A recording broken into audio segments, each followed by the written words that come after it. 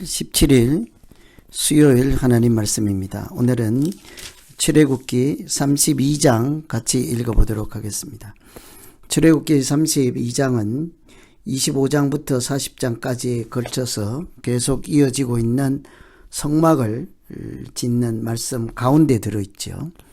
하나님께서 그들에게 성막을 지어라 하고 설계도를 말씀으로 보여주시고 또 그 말씀대로 성막을 짓는 그런 과정이 25장부터 40장까지 아주 길게 펼쳐져 있습니다. 그런데 그 와중에 아주 특이한 내용 한 가지가 있지요.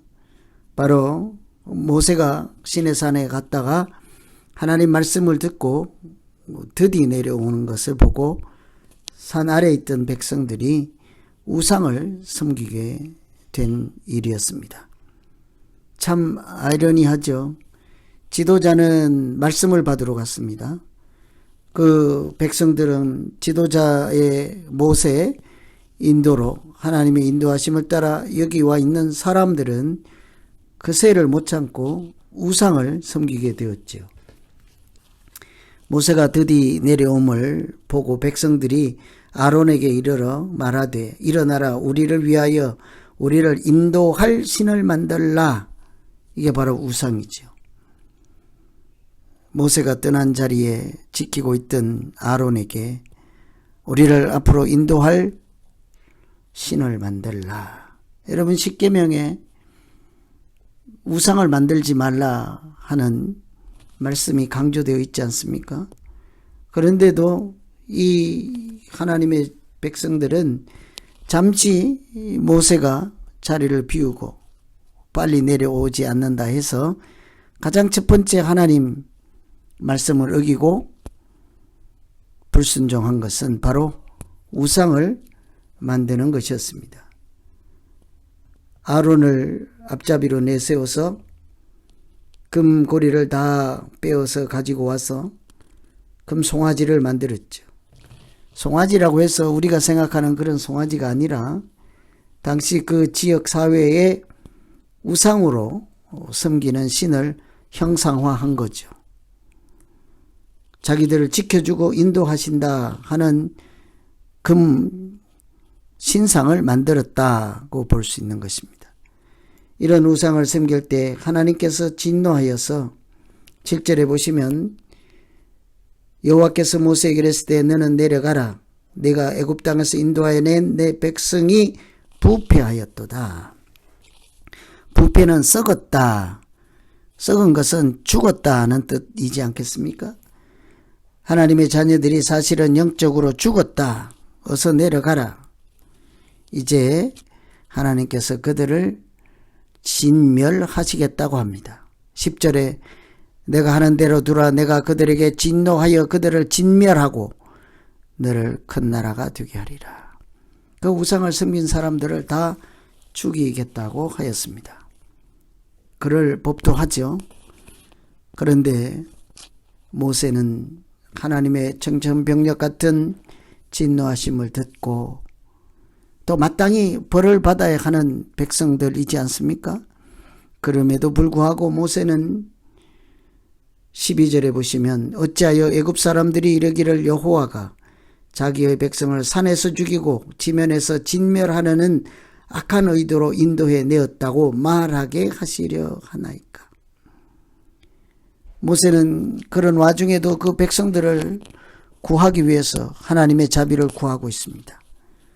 하는 소리는 다른 사람들이 보면 하나님께서 저들을 죽이려고 여기까지 데려왔다. 그렇게 말하지 않겠습니까?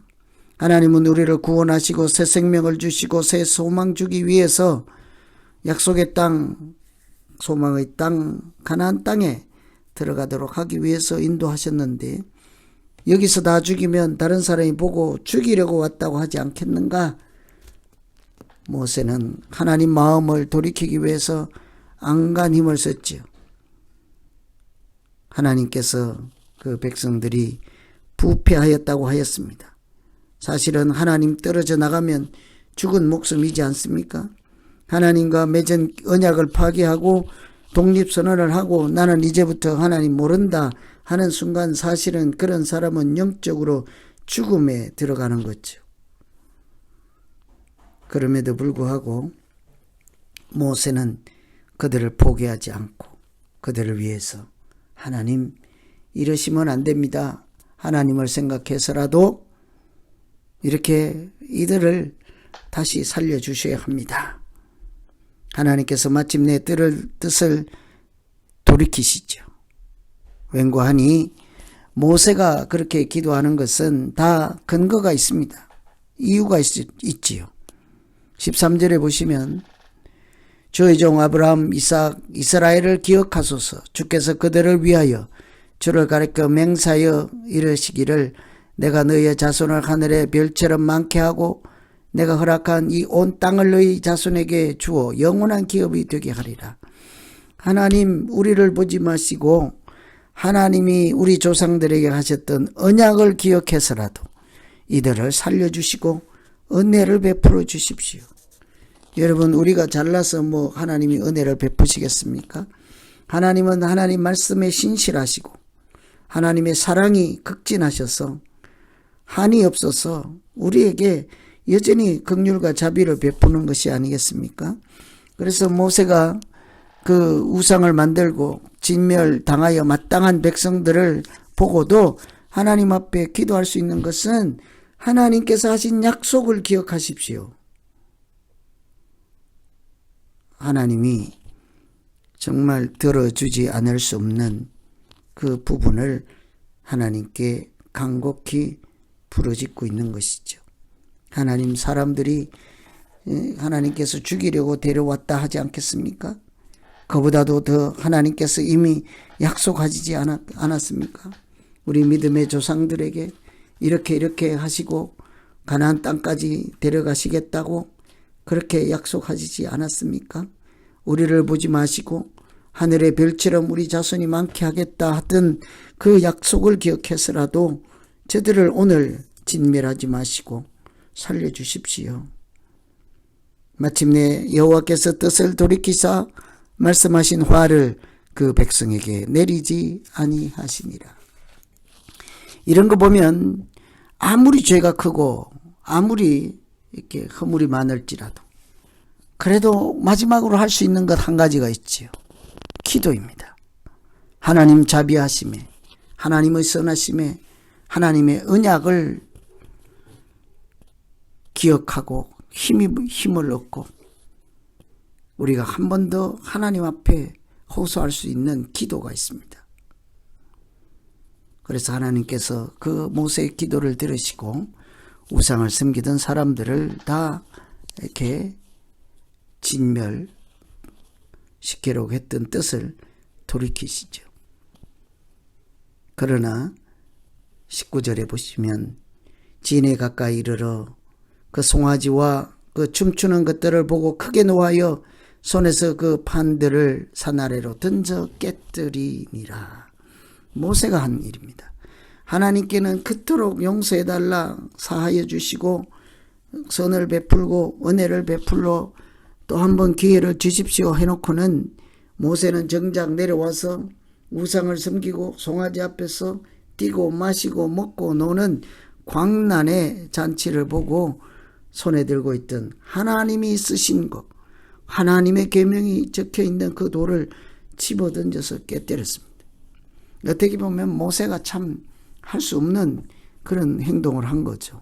그런데 사실은 돌이 깨진 것은 모세가 화딱지 나서 성질을 부린 것이 아니라 사실은 모세는 그 돌판이 깨지는 것을 통해 그 백성들에게 당신들과 하나님의 관계가 이렇게 손상이 났습니다. 금이 갔습니다. 깨졌습니다. 끝났습니다. 지금처럼 우상을 섬기고 하나님을 잘 알지 못하는 자는 이렇게 하나님과 관계가 온전할 수가 없습니다. 이런 사실을 돌판이 깨지는 것을 통해 시각적으로 보여준 거죠. 여러분, 이스라엘 백성들이 애굽에서 나와서 시내산에 머문 까닭이 뭡니까? 그들과 하나님의 관계를 이렇게 구체화하는 거죠. 확실하게 하는 거죠. 선포하는 거죠. 나는 너희의 하나님이고 너희는 나의 백성이라 하는 하나님의 선언으로 그들이 이제 공식적으로 하나님의 백성으로 거룩한 자녀로 살아가기 시작하는 출발이었습니다. 그런데 이제 그 모든 것이 숲으로 돌아가고 관계는 모세가 돌판을 던지는 것을 통해 깨어졌다 하는 것이 드러나게 된 거죠. 이 이제 낭패입니다. 이런 하나님의 백성들을 하나님께서 어떻게 하겠습니까?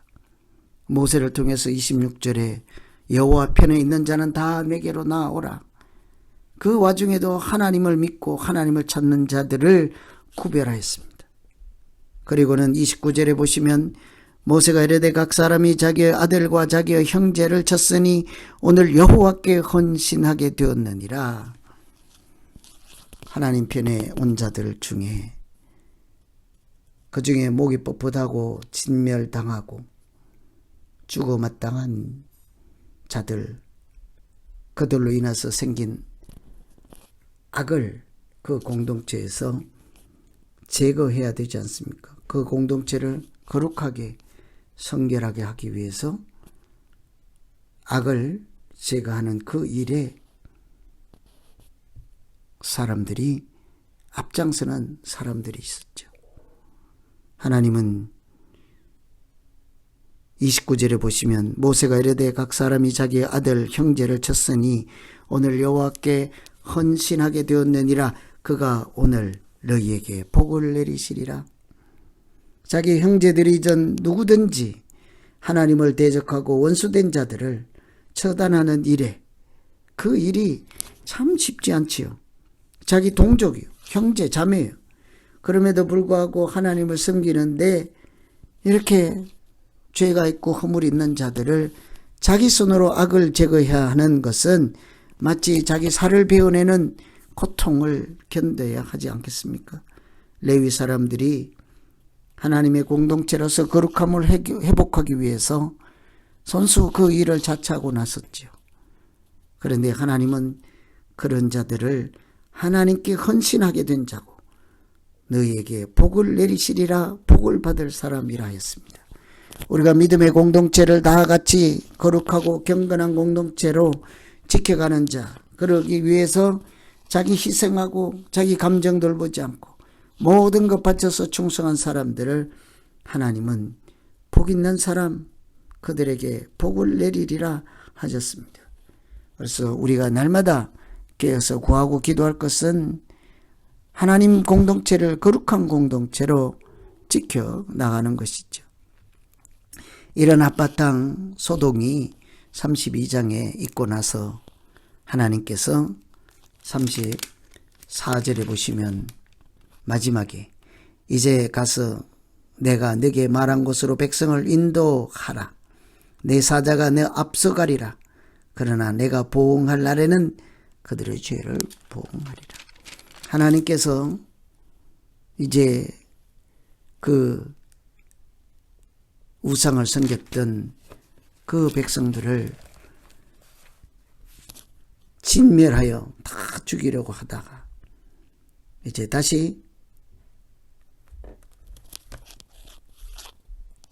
모세로 인해서 뜻을 돌이켜 그 공동체에서 악을 제거하고 또 악을 제거하기 위해서 앞장서서 헌신한 사람들에게는 복을 내리시고 하시는 말씀은 이제 가서 내가 내게 말한 것으로 백성을 인도하라. 내 사자가 너 앞서 가리라.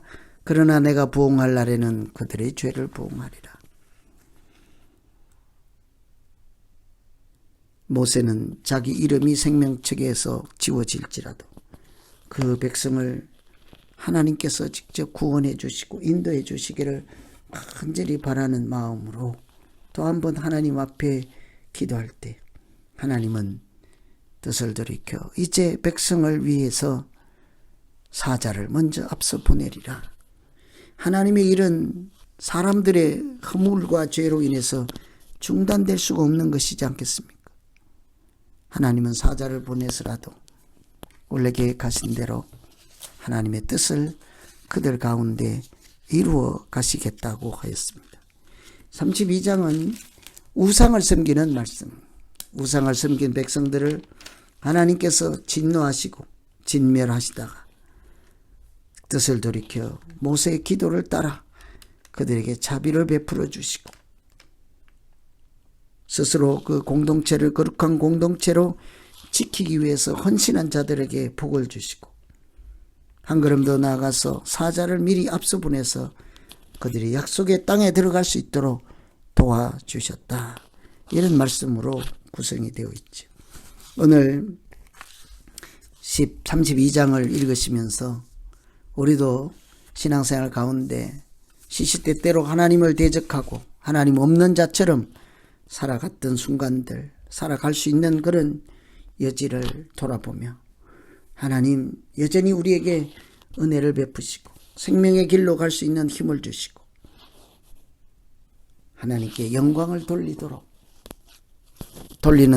영광을 돌리는데 부족함이 없도록 하나님 우리를 지키시고 인도해 주십시오. 이렇게 기도하시면서 출애굽기 32장 읽으시면 되겠습니다. 이제 각자 차근차근 비교적 어렵지 않은 내용이므로 읽어보시고 각자 어느 구절이 가장 기억에 눈에 들어오는지 또 32장을 통해 우리 각자 자기에게 무슨 말씀을 해주시는지를 깊이 생각하시면서 기도하면 되겠습니다. 하나님 아버지, 오늘 32장 출애굽기 32장을 통해서 지도자가 없는 사이에 우상을 섬기고 우상잔치를 벌였던 그들을 진노하시고 멸망시키라 하였으나 모세의 기도를 듣고 하나님 뜻을 돌이키는 것을 보았습니다. 하나님 그들에게 하나님의 언약을 기억해서라도 새 생명의 길을 허락해 주시고 하나님을 믿는 자들로서 부족함이 없도록 이렇게 살아갈 수 있도록 또 한 번 기회를 주시고 하나님께서 그들을 불쌍히 여겨주셔서 사자를 앞서 보내시고 계속해서 인도하시는 참으로 눈물겨운 말씀을 보았습니다. 하나님 우리도 이런 하나님의 마음과 선하신 뜻을 따라 우리가 또 한 번 용기를 내고 하나님께 오히려 걱정이 아니라 영광을 올려드리는 우리의 믿음 생활 되게 하여 주시옵소서. 예수님 이름으로 기도합니다. 아멘.